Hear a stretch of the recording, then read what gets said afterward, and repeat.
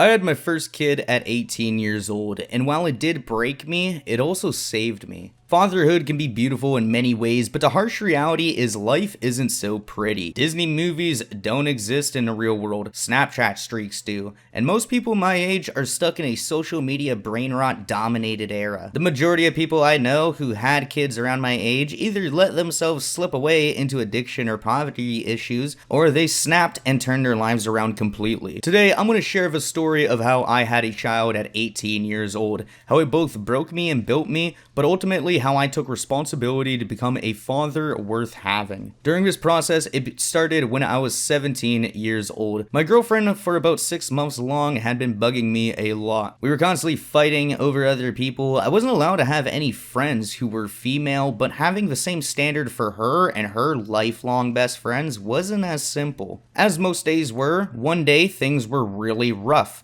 While I had a 9-hour shift at my minimum wage job, she was out with her friends hanging out like always up to that point. I think lots of us have had these girlfriends, like they just come over to your house, they sleep there, they don't work, like they stop going to school or just don't go to school, they just sleep and be a girlfriend. Obviously, after a few months, I gave my head a shake, and while working, I was fed up. I kept telling myself while stocking produce, I'm better than this. She's destroyed my friend group. My parents hate her. Her friends are hotter. I didn't want to waste any more time, so I went to the washroom, and I had like a video game cutscene moment where I was standing at the sink with my hands on the counter just staring at myself. At that moment, I realized how silly it was, and I told myself, tonight is going to be the night I break up with her. I was going to do it respectfully, but other times we had to break up, she'd cry, make me feel bad, probably pull her ass out or something like that, so I'd always be like, okay, it's cool, you know, we can stay together. This time though, it was going to be different. I was actually going to end it with her and continue my life forward to a good path. After work, she's outside the front and says her friends want to go camping. Fuck! I'm like, okay, who cares? I'll tell her when we go camping there, and if she freaks out, I'll walk back through the backwoods. On the highway, I remember it said it was like a 3 or 4 hour walk on maps, so I knew even if I had to do it on foot, it wouldn't be ideal, but I could make it. That night, I was told to sit down at the fire because she had a gift for me. I figured it'd be weed or some drinks, you know, something cool to maybe make me not break up with her, but no, it was a lot more than that. Baby clothes, baby socks, then a letter saying congratulations, daddy, alongside a positive pregnancy test inside. The first thing I said out loud was, holy fuck. If you don't believe me, here's the compressed low quality footage that I have in that moment from when I was 17. Congratulations, daddy! Holy fuck. I swallowed my pride and in return told myself I now had to do whatever it took to make sure I was a part of my child's life. So I played nice. You know, I hugged her, no longer just my girlfriend, but now my baby mom. I told her I loved her and I can't wait and we're gonna do great. Within 30 minutes of that, she was telling her friends in front of me how if I would have reacted poorly, she would have been fine with raising the baby on her own. I remember that night throwing up multiple times. It felt like immense pressure all throughout my body. I remember that night her Snapchat was blowing up from all her friends. Meanwhile, all of mine at this point were blocked or distant. This took an impact on me right away. I started drinking way more, you know, like a 26er every 2 days. I was overworking myself during the day as I had to prepare for the baby and then drink myself to false happiness every single night. Time would pass, I'd turn 18, and when my son arrived, it was an amazing day. Me and his mom were in this weird spot of fighting, but it being put on hold because she had to go give birth. But holding him was a truly indescribable experience. Right away, I wanted to smoke less. I wanted to work more. I wanted to educate myself. I wanted to be a better person for this child I had brought into the world with her. And after sleeping on the hospital floor for 2 days as they only had one bed for her and I wanted to make sure I was in the room the entire time, she was in pain. I couldn't really squeeze in it either. It was brutal. We could finally go home though with our baby. During this time, my parents had promised to clean out my basement. Basically, I had a room with an office set up, but half a room was most of their junk, old furniture, and to be honest, just garbage from laziness. So my mom and dad were supposed to clean out the basement, but they never did because they were busy fighting and yelling at each other that day. And I found out as, you know, my son was born and we were driving home and I called them, and my father explained, you know, we should probably go to her house for a day because it's not that good here yet. So I had to tell my baby mom to bring her kid to her parents' house, and I went to my house to clean. I saw like nothing, absolutely nothing had been done, and I started to power clean that place. I bagged up, I remember something like 8 bags full of clothes along with bags of garbage. It was absolutely brutal. I shoved all of the stuff in the trash bin one by one. We didn't have a vehicle, and my parents were on like, drugs and fighting all the time, so what I did was I used to make these garbage bags and then fill them with half garbage and then a bit of clothing inside, so the garbage guys would take them and it wouldn't be too heavy. I turned my basement into a brand new room within about 26 hours. I deep cleaned it, reorganized everything. By the morning time that my baby mom came over, it was spotless,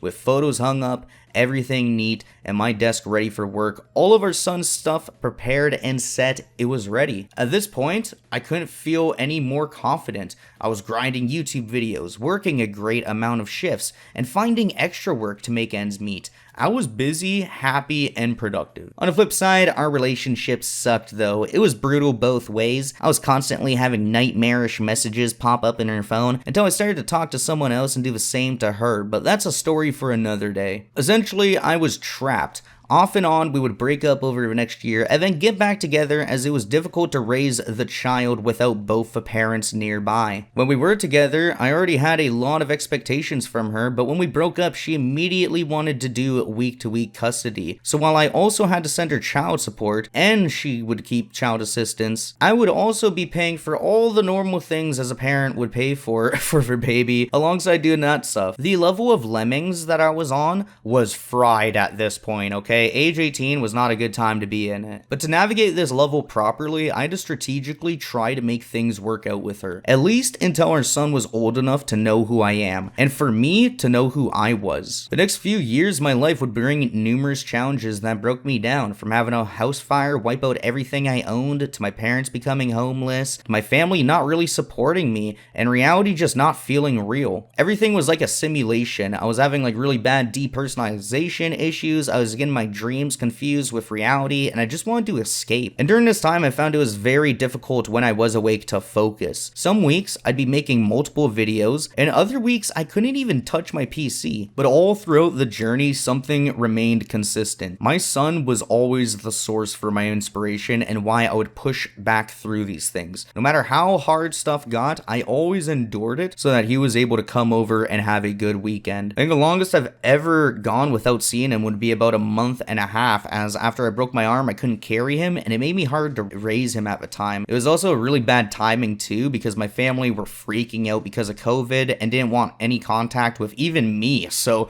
it wasn't an easy time for anyone. I tried my best though. I secured whatever basic room I could, and the first room I rented was for about $500 a month. It was a 5-kilometer distance from where I worked in town, and even though I had my own room, I was really isolated. I was lonely, and all I could really do was see my life pass by. This is all while I'm trying to find my own apartment, like my own lease and place to live. This place that I was at, it wasn't really a good place to be at, and it wasn't going to last any longer than a year. On the flip side, my baby mother's already getting married for the 3rd time, having a new child on the way and being taken care of by her family. At the same time, it didn't affect me though. I mean, my dreams didn't relate to any of those things. My dream was still to make YouTube videos, and I was able to do that any day I wanted to. So check by check, month by month, I started. I got a cheap microphone for $30 and started recording again about a year after my house fire. And even though my videos and audio quality were lower than they were a year ago, when I had my basement, at least I was uploading and evolving my content again. As time passed, I got the better microphone, stepped up my production, and began to take my passionate hobby as a real business that I was running. I wanted to prove not only to myself, but to my son that you can do anything in life. Growing up in Toronto is one of the most beautiful cities in the world. I know what a good life looks like, and I aspire to have a family that loves and respects me, friends who I can grow with as a person, and a career worthy of just having.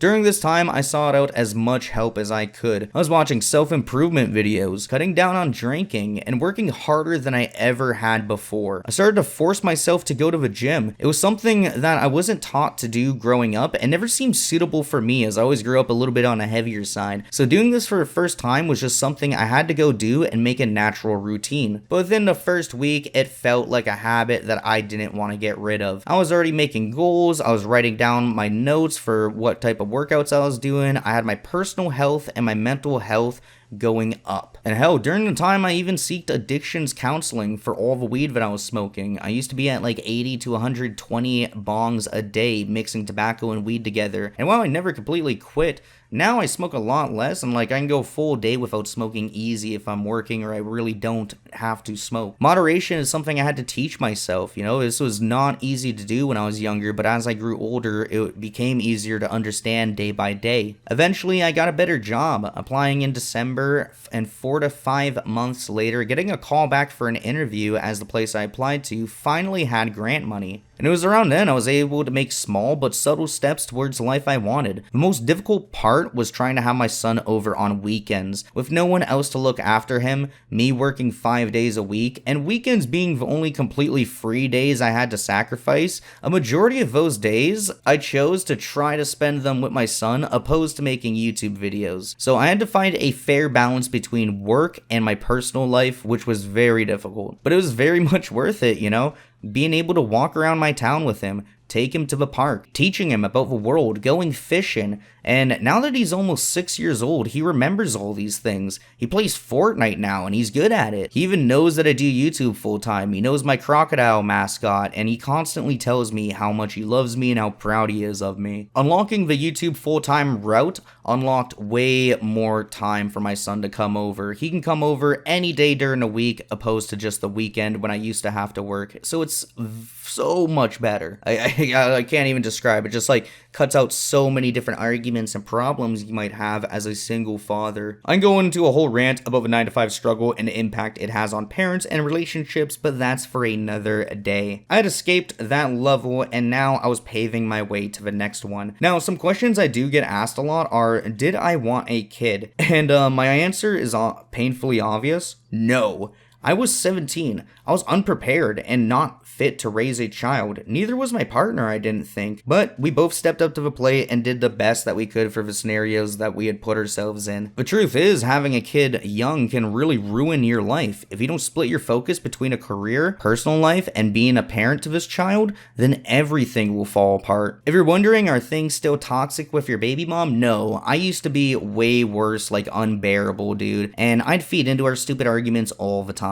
Now we don't have to argue because we have both mentally matured a lot. We only communicate on like professional levels for our child's sake, you know, relating to pickup and drop off times, schooling, and of course I send financial support so she doesn't keep me from him. I notice a lot of guys my age don't pay the child support thing, and you know, if they don't, they end up getting taken to court and just end up paying and fade out of a kid's life. You don't want to do that, okay? You want to be there for your kid while the mom's like doom scrolling on TikTok or something, you know? You need to be able to lead your child, not only others. So take care of your kin. Send a reasonable amount that you can both agree on and trust. It'll solve so many problems and hostile type of like tension that you'll have at being two different single parents. The last question I get a lot from other fathers is, how do I make my baby mom chill? And my answer is honestly, you need to be chill, dude. You can't argue back, okay? You're playing a game you do not want to play. They be playing these games for fucking decades, bro.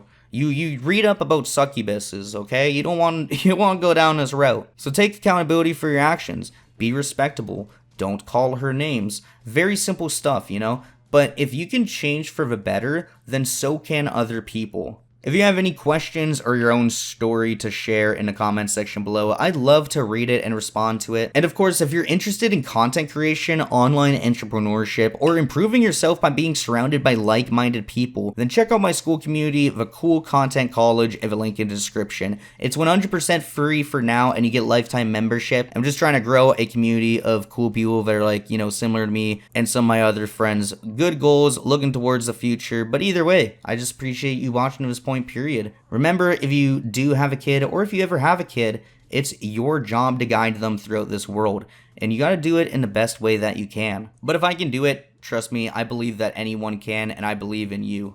Like, I was rough, okay? Anyways, remember, the Lemming theory is real, and I'll catch you guys in the next one. Peace.